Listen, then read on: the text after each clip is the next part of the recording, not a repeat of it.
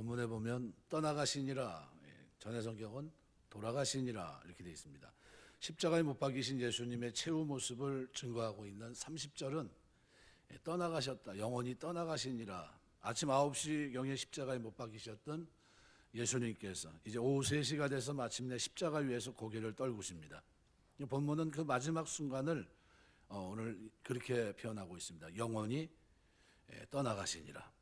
떠나가셨다는 이것은 동사로 표현하고 있는데요, 예수님의 운명을 이렇게 표현합니다. 우리 역시 사람이 죽으면 돌아갔다라는 표현을 많이 쓰는데요, 외관상으로는 예수님의 죽음이나 우리 죽음이나 별 차이가 없어 보입니다. 본질적으로 전혀 다른 의미를 갖고 있는 상반된 용어지만, 여기서 우리가 사람을 가리켜 돌아갔다라고 말할 때는 언제나 수동적인 의미입니다. 그죠? 살고 싶은데 죽은 겁니다. 더 살고 싶은데 불러간 거예요. 돌아간 겁니다. 외관상으로는 별 차이가 없죠. 근데 전혀 돌아갈 의사가 없었음에도 불구하고 자기 의지와 관계없이 외부적인 힘에 의해서 또는 병으로 인해서 어쩔 수 없이 죽었다, 이런 뜻이죠. 근데 예수님께서 최후를 묘사하고 있는 파라디도미라는 이 단어, 돌아가시니라, 떠나가시니라 라는 단어는요, 정반대입니다. 이거는 능동적이고 자발적인 행동을 나타내는 단어입니다. 영어로 말하면 give up, 포기했다는 겁니다.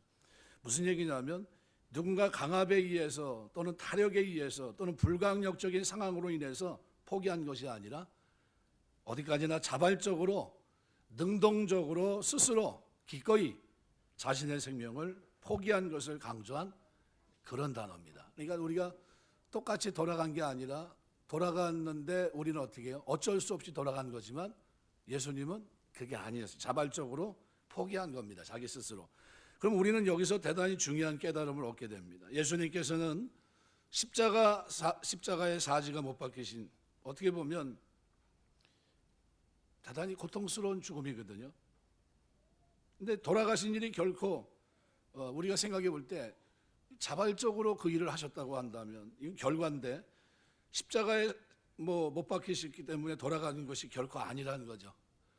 그렇게 못 박히지 않아도 될 수 있는 그런 능력과 모든 환경을 주도할 수 있었죠.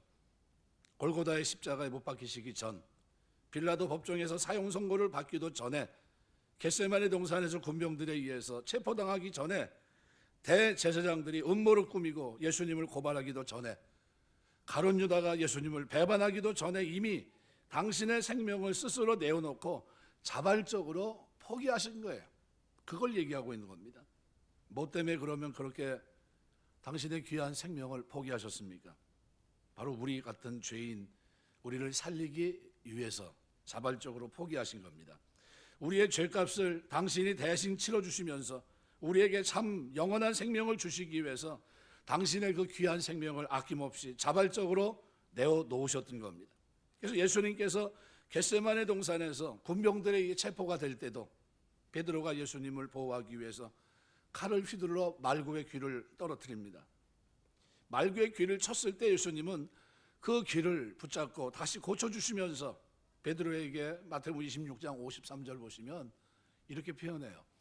너는 내가 내 아버지께 구하여 지금 12군단 더 되는 천사를 보내시게 할 수 없는 줄로 아느냐, 이렇게 얘기합니다. 생명을 지킬 수 있는 길이, 돌아가지 않을 수 있는 길이, 죽지 않을 길이 있었다는 거죠. 인간을 구원하기 위해 이미 당신의 생명을 포기하셨다는 겁니다. 그때서부터 이미 어떻게 해요?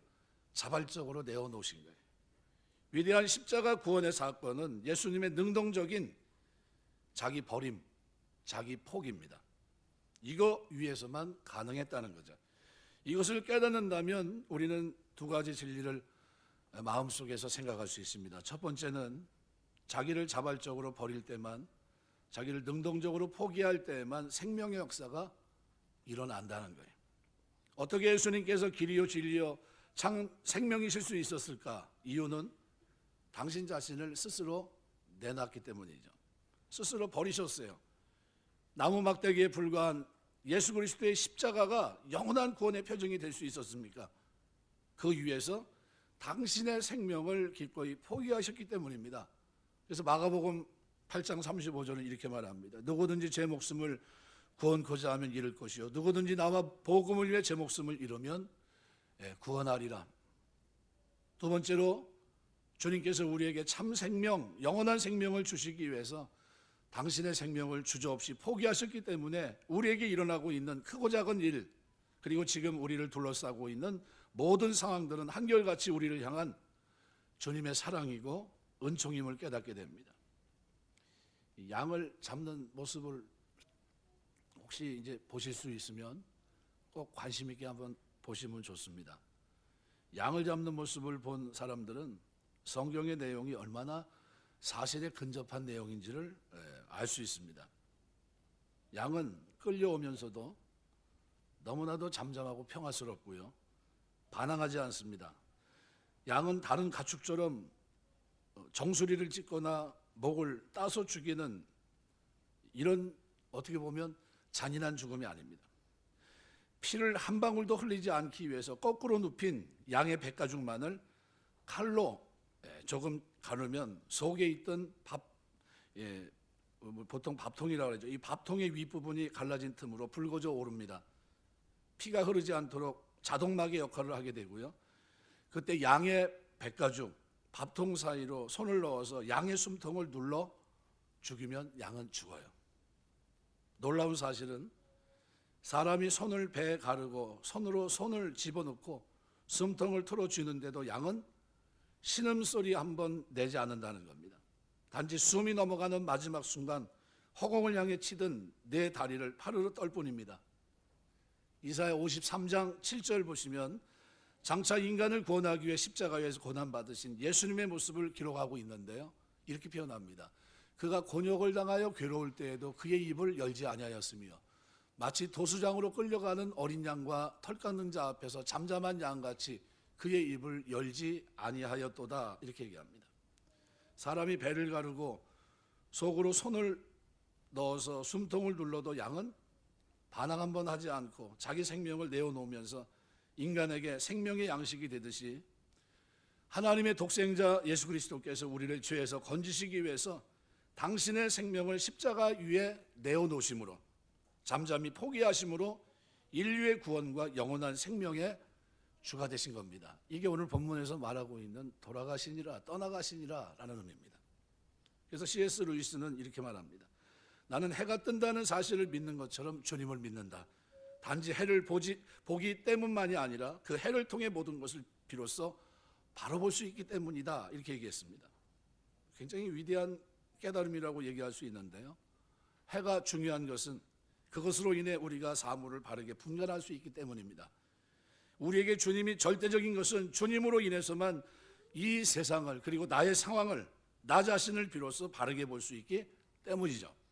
우리 주님께서는 그럼 어떤 분이십니까? 오늘 본문은 우리의 구원을 위해서 자기 생명을 기꺼이 내어놓으실 정도로 오늘 우리를 사랑하신 분입니다. 죽기까지 사랑하셨어요. 그 사랑의 빛으로 나를, 내 주위를, 그리고 이 세상을 자세히 살펴보면 어느 것 하나, 어느 사건 하나 우리를 향한 그분의 사랑, 그분의 은총이 아닌 것이 하나도 없고요. 이것을 안다면 우리도 바울처럼 위대한 고백을 할 수밖에 없습니다. 로마서 8장 31절 32절에 보면 그런즉 이 일에 대하여 우리가 무슨 말하리요? 만일 하나님이 우리를 위하시면 누가 우리를 대적하리요? 자기 아들을 아끼지 아니하시고 우리 모든 사람을 위해 내어주시니가 어찌 그 아들과 함께 모든 것을 우리에게 주시지 아니하겠느냐. 참 은혜가 되는 말씀입니다. 하나님께서 아무리 당신의 아들을 내어주심으로 우리를 구원하려 하셨다 할지라도 막상 당신의 독생자이신 예수께서 자기 생명을 잠잠히 내어놓지 않으셨더라고 한다면 예수 그리스도를 통한 하나님의 구원도 불가능했을 겁니다. 그러므로 우리는 이렇게 고백할 수 있는 겁니다. 인간을 구원하시려는 하나님의 뜻을 위해 당신의 생명을 잠잠히 포기하셨던 예수 그리스도께서 부활하셔서 우리와 함께 계시는데 우리를 위해 생명까지 내오셨던 예수께서 어찌 우리를 책임져 주지 않겠냐라는 거죠.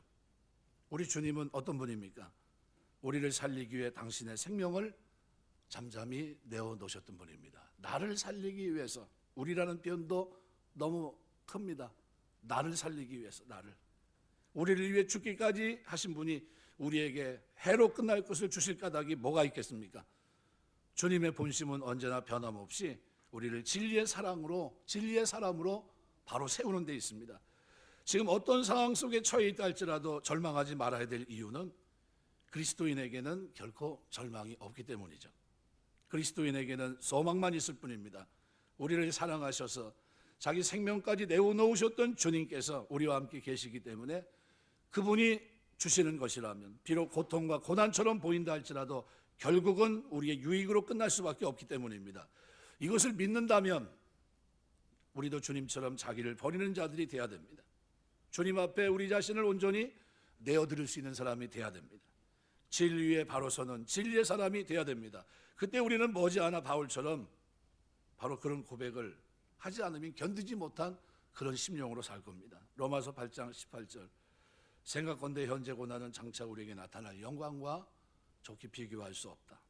8장 28절, 우리가 알거니와 하나님을 사랑하는 자 곧 그 뜻대로 부르심을 입은 자들에게는 모든 것이 합력해 선을 이루느니라.